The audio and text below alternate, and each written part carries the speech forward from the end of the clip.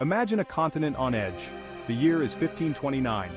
The mighty Ottoman Empire, a force seemingly unstoppable, stands poised at the gates of Vienna. Their goal: conquer the heart of Europe. Their leader, Suleiman the Magnificent, a sultan at the apex of his power.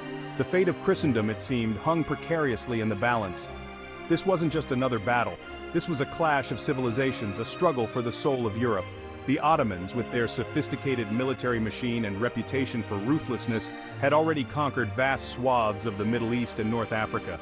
Now they set their sights on the Habsburg Empire, the last bastion of power standing between them and complete domination. To understand the magnitude of this conflict, we need to rewind a bit. The Ottoman Empire, under a succession of ambitious sultans, had been expanding rapidly for centuries. Their military prowess was legendary, their armies a fearsome combination of disciplined janissaries and fierce irregular troops. The Habsburgs, on the other hand, were no pushovers. Ruling over a sprawling empire of their own, they possessed vast wealth and a long tradition of military excellence. These two titans had clashed before, of course, but never on this scale. The stage was set for a confrontation that would determine the course of European history for centuries to come.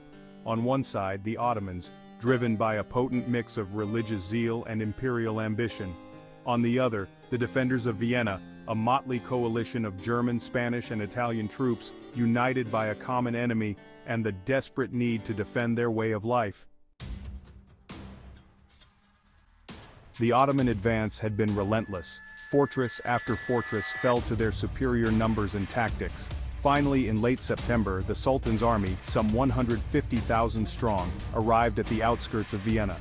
The city, hastily fortified but woefully undermanned, braced itself for the inevitable onslaught. The siege began in earnest. Ottoman cannons, some of the largest ever seen in Europe, pounded the city walls with relentless fury. Tunnels were dug, mines detonated, all in an attempt to breach the defenses. Inside the city, the defenders fought with the courage of the desperate, repelling wave after wave of Ottoman assaults. Food and water ran low, disease spread like wildfire, yet still they held on, their hopes pinned on the arrival of reinforcements. Life inside Vienna was a living hell. The constant bombardment, the fear of imminent attack, the dwindling supplies, all took their toll on the defenders and civilians alike. Yet, amidst the death and destruction, there were also stories of extraordinary courage and resilience. Women and children worked tirelessly alongside the soldiers, repairing breaches in the walls, tending to the wounded, and keeping up morale with songs and prayers. The city's commander, Nicholas Graf Salm, though gravely wounded, continued to lead the defense with unwavering determination, inspiring his men to fight on against all odds. The fate of Vienna, and perhaps all of Europe, hung by a thread. Just when all hope seemed lost, a glimmer of salvation appeared on the horizon. A relief force, cobbled together from various German principalities, and led by the Holy Roman Emperor Charles V's brother Ferdinand, was slowly but surely making its way towards Vienna. The Ottomans, aware of this impending threat, decided to stake everything on one final, massive assault. The attack, launched on October 14th, was a desperate gamble. Wave after wave of Ottoman troops surged forward, only to be cut down by the defenders' cannons and muskets. The fighting was hand-to-hand, brutal, and utterly without mercy.